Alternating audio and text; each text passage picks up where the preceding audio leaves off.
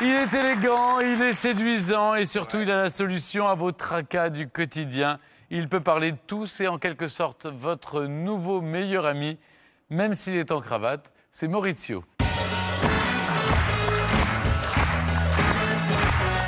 Maurizio, il faut répondre à un certain nombre de questions. Qui ici, par exemple, n'a jamais rougi ou bafouillé en public ou encore hésité avant d'entrer dans une boutique chic?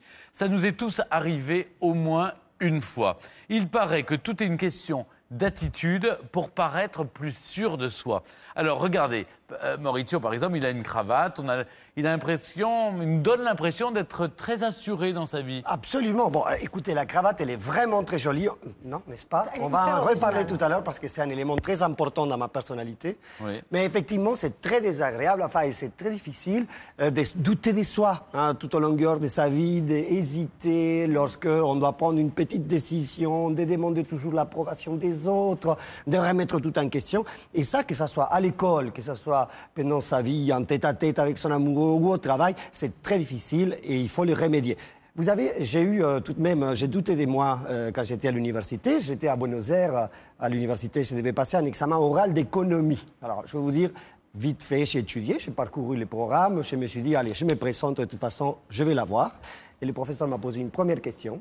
Trou noir. Deuxième question, dehors. Il m'a pas du tout laissé la chance d'une troisième question. Rien du tout. Alors ma mère au téléphone, je vais te tuer. Vous savez, les mères argentines, ils sont un peu à l'excès. Et finalement, je me suis représenté et cette fois-ci, je l'ai eu. Alors, qu'est-ce qui s'est passé? Tout simplement, j'ai utilisé ce qu'on appelle une béquille psychologique. Ah bon? Moi, j'aurais utilisé une anti-sèche. Mais non, vous avez... Non, j'ai utilisé autre chose. C'est quoi une béquille psychologique? Ben voilà, je l'ai amenée. Est-ce que vous voulez la voir? Oui. Ben voilà, je vous la montre.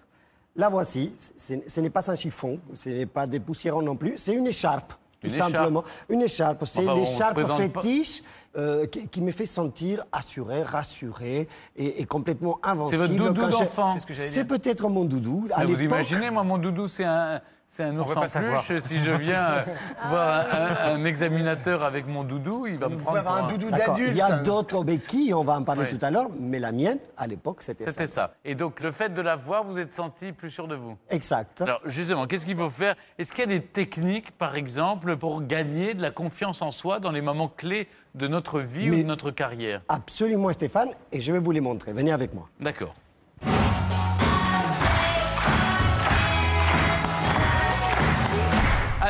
Alors, quels sont ces trucs? Alors, la première technique qu'on va utiliser, c'est de faire semblant d'avoir confiance en soi. Vous voyez, faire semblant. De toute façon, être, paraître, maintenant, ils vont se confondre. D'accord. Et comment on va faire semblant d'être confiant en soi? Déjà par la posture. Regardez-moi.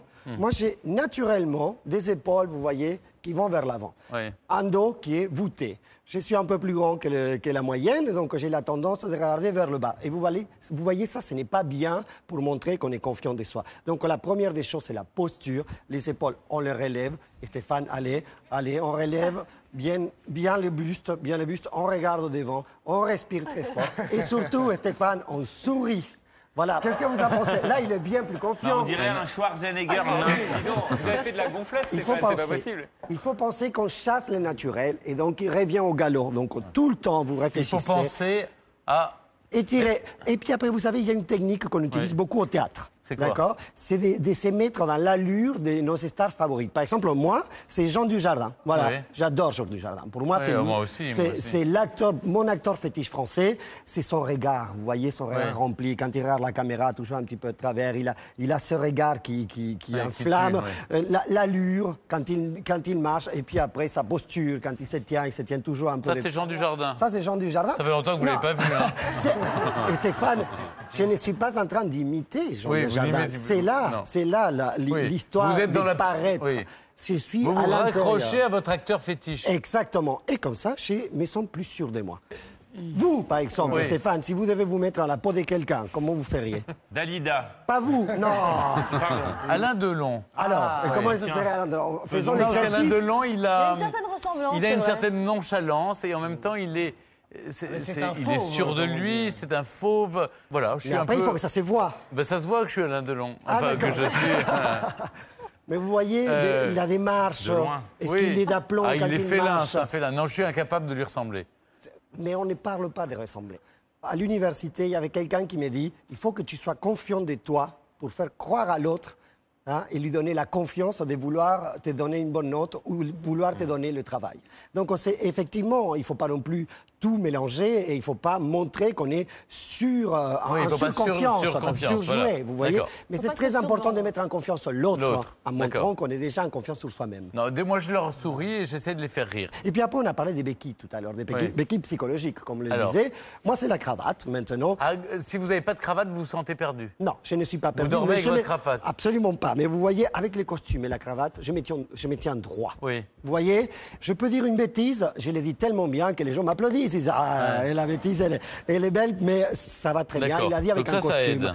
Donc ça aide, mais après pour les femmes, il y a d'autres types de béquilles. Oui, elles ne mettent pas de cravate. Non, ils ne mettent pas de cravate. Mais, par exemple, des chaussures à talons, vous voyez, c'est très important parce que ça va vous maintenir un équilibre. La femme, elle va se tenir plus droite, elle va devenir plus féminine, elle va être plus sûre de soi. Pareil pour le rouge à lèvres, par exemple. Si on se maquille, on va se sentir plus féminine. Et puis après, les rouges à ongles, comme j'ai dit, le vernis à ongles, voilà, qui va aussi aider à retrouver cette féminité. Vous confirmez, et Isabelle? Plus sûre. Je suis assez d'accord. Vous êtes d'accord? C'est parce qu'en fait, j'entends Mauricio le dire, mais c'est vrai que moi qui porte rarement des talons, quand c'est quelque chose d'important, j'ai le réflexe d'en mettre. Pourquoi vous avez des bonbons, là? Ah, attendez, on va trop vite. Il y a une deuxième méthode. On a parlé des 3 méthodes. La deuxième méthode, c'est... Vous savez ce que c'est? C'est un écouteur pour écouter de la musique. C'est un écouteur pour écouter la musique. C'est surtout écouter un morceau entraînant avant d'aller dans un rendez-vous important. Et là, on va les faire. Parce que vous savez quoi? On va imaginer que vous avez un rendez-vous. Ça marche très bien. En direct. Allez-y.